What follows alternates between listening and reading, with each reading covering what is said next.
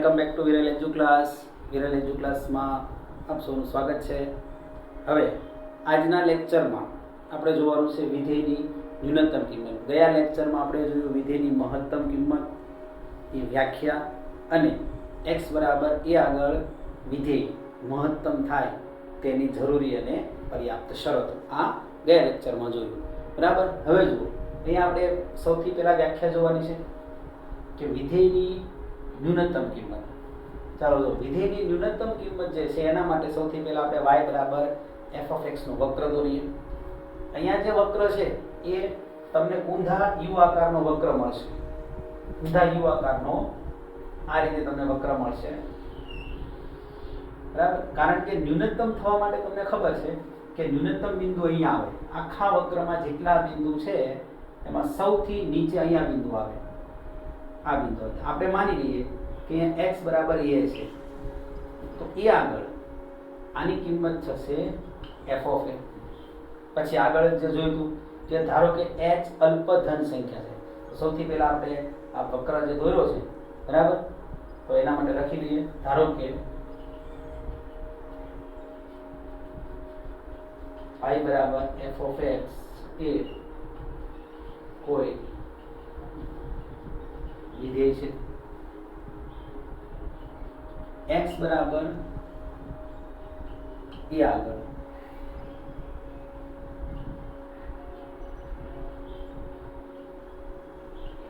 વિધેયની કિંમત f of a છે. ધારો કે h અલ્પ ધન સંખ્યા છે. h અલ્પ ધન સંખ્યા છે.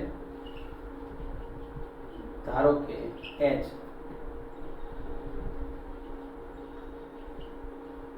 અલ્પ ધન સંખ્યા છે.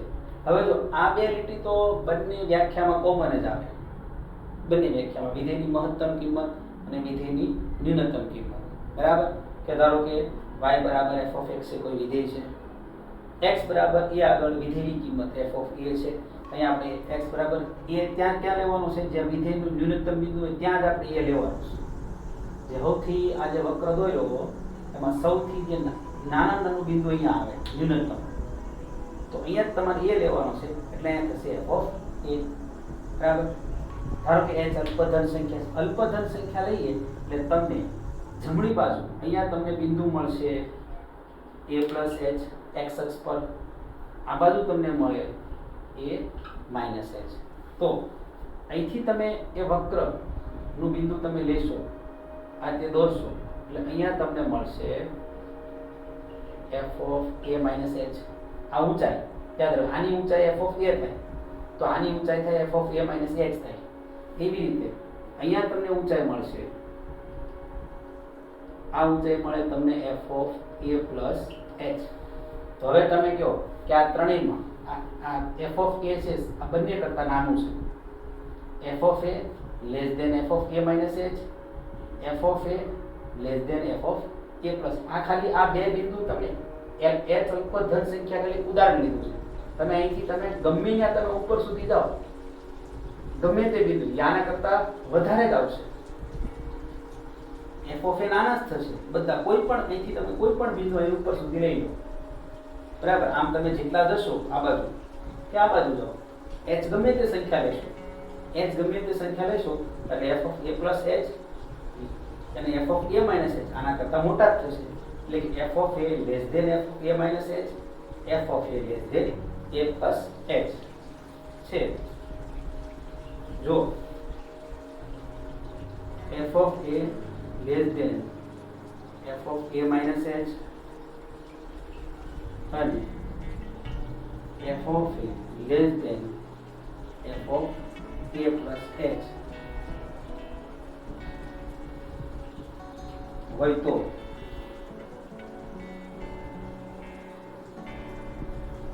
x બરાબર એ આગળ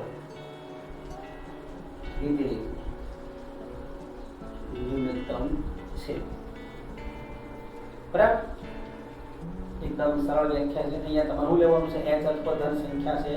જો f of a less than f of a plus h અને f of a less than f of a plus હોય તો x બરાબર એ આગળ f of a ન્યૂનતમ છે. બરાબર, તો આ થઈ વિધેયની ન્યૂનતમ કિંમતની વ્યાખ્યા. બરાબર, એકદમ સરળ છે. મહત્તમ કિંમતની વ્યાખ્યા આવડી જાય એટલે ખાલી તમારે વક્રને ઉલટાઈ દેવાનું છે. વક્ર ઉલટાવી દો. બરાબર, એમાં f ઓફ a અહીંયા આવશે ગ્રેટર ધેન બે જગ્યાએ. બસ પહેલી વ્યાખ્યા આવડે એટલે બીજી આવડી ગઈ. પહેલી વ્યાખ્યામાં શું આવશે? ગ્રેટર ધેન આવે. f of a greater than, અહીંયા પણ ગ્રેટર ધેન. ન્યૂનતમ કિંમત એટલે less than f of a minus h, એ બંને મારું. બરાબર, એટલે વ્યાખ્યા બંને એક જ સરખી છે, થોડુંક જ ખાલી ફેર છે મહત્તમ ન્યૂનતમ માટે. બરાબર, ચાલો લખી નાખો.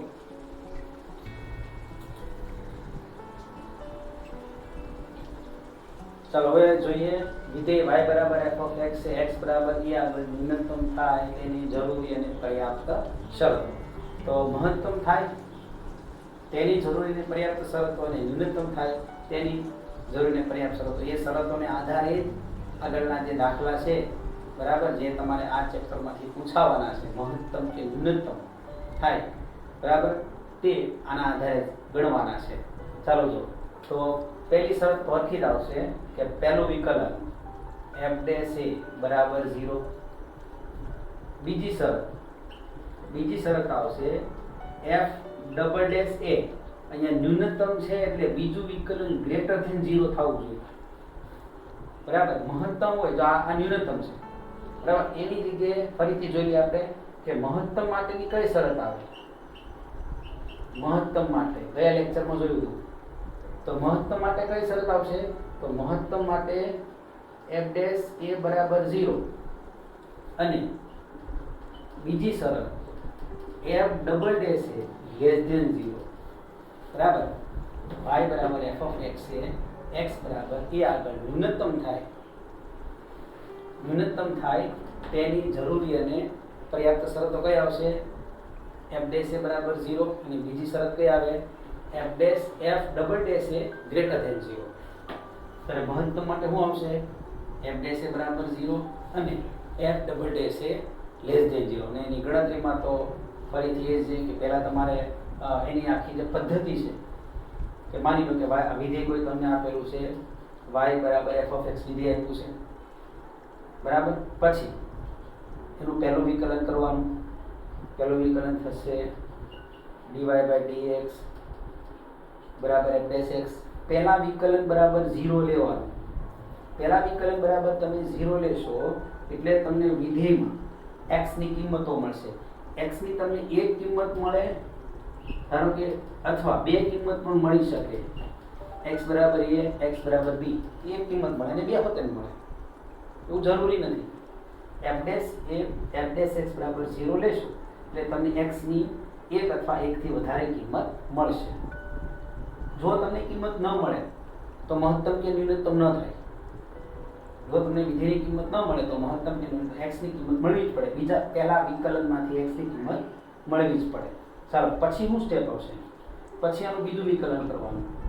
d2y upon dx square f double dash x.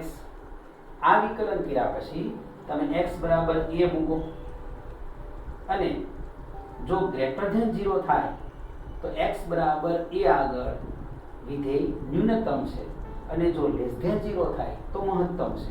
અહીંયા તમારે કિંમત મૂકવાની. બીજા વિકલનમાં કિંમત મૂકવાની. માનો કે x બરાબર a, બીજા વિકલનમાં કિંમત મૂકો f ડેશ a. કિંમત મૂકતા જો ગ્રેટર ધેન 0 આવે તો x બરાબર a આગળ વિધેય ગ્રેટર ધેન 0 માટે શું છે? ન્યૂનતમ છે. અને જો લેસ ધેન 0 આવે તો x બરાબર a આગળ વિધેય મહત્તમ છે. ન્યૂનતમ કે મહત્તમ વિધેય છે એ બીજું વિકલન નક્કી કરે. અને આ જે કિંમતો તમને પહેલા વિકલન પરથી જે કિંમતો મળી એને સ્થિર બિંદુઓ કહેવાય. સ્થિર બિંદુઓ. બરાબર, જે તમને પહેલા વિકલન પરથી જે કિંમતો મળે, બરાબર, એટલે કે આ જે સ્થિર બિંદુઓ છે અને જે બિંદુ આગળ વિધેયની કિંમત મહત્તમ કે ન્યૂનતમ છે, આ સ્થિર બિંદુની વ્યાખ્યા થઈ ગઈ. પરીક્ષામાં તમને પૂછાય સ્થિર બિંદુ એટલે શું? તો જે બિંદુ આગળ વિધેયની કિંમત મહત્તમ કે ન્યૂનતમ થાય તે બિંદુઓને સ્થિર બિંદુઓ કહે છે. અહીંયા જો તમને આ બે બિંદુ કિંમત મળી, x બરાબર a અને x બરાબર 2 કિંમત મળી, તો તમે a મૂક્યો તો લેસ ધેન 0 આવે. માની લો કે આપણે બે માટે અલગ અલગ તારણ લઈ લઈએ, a મૂક્યો એટલે લેસ ધેન 0, તો એનો અર્થ શું થાય કે x બરાબર a આગળ વિધેય કેવું છે, લેસ ધેન 0 છે, તો વિધેય કેવું છે, મહત્તમ છે. હવે માની લો કે b કિંમત મૂકી આમાં, તો b કિંમત મૂકીએ એની ગ્રેટર ધેન 0 આવ્યું, તો x બરાબર b આગળ વિધેય કેવી છે, વિધેય કેવું છે, ન્યૂનતમ છે.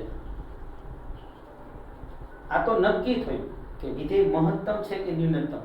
હવે મહત્તમ કે ન્યૂનતમ કિંમત કઈ રીતે મળે, તો એ કિંમત માટે તમારે x બરાબર એ કિંમત આ મૂળ વિધેયમાં મૂકવાની છે.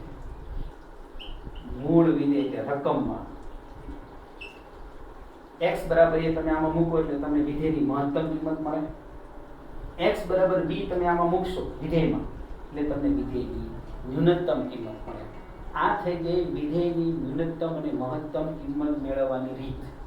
પરીક્ષામાં રીત પૂછાય ને, આપણે દાખલા ગણવાના કે રીત પૂછાય નહીં, બરાબર. તો હું આવશે ફરીથી એની આવશ્યક અને પર્યાપ્ત શરત કઈ, પહેલું વિકલન 0, બરાબર.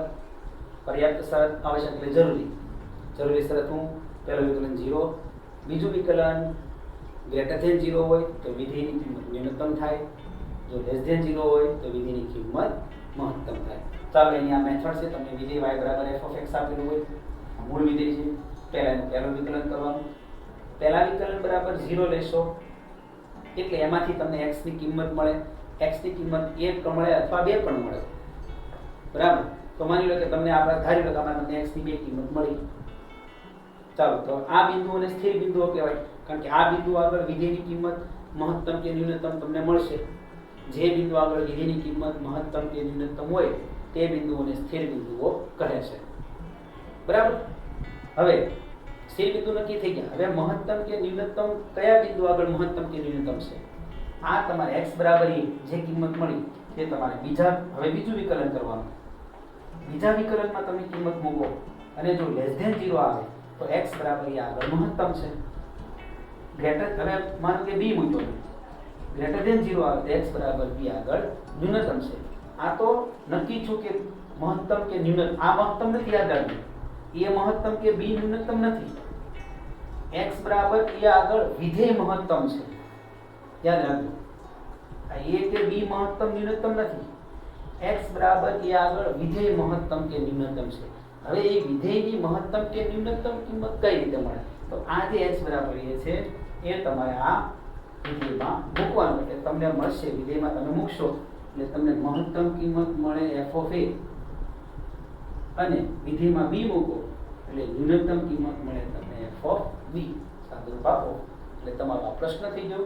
તો આટલા સ્ટેપમાં પ્રશ્ન થશે, બરાબર. તો હવે આવતા લેક્ચરમાં આપણે ઉદાહરણ જોશું, બરાબર, મહત્તમ ન્યૂનતમ, અને આગળના પછી જરૂરી પોઈન્ટ જોશું, બરાબર. તો ગુડ બાય, ગુડ લક.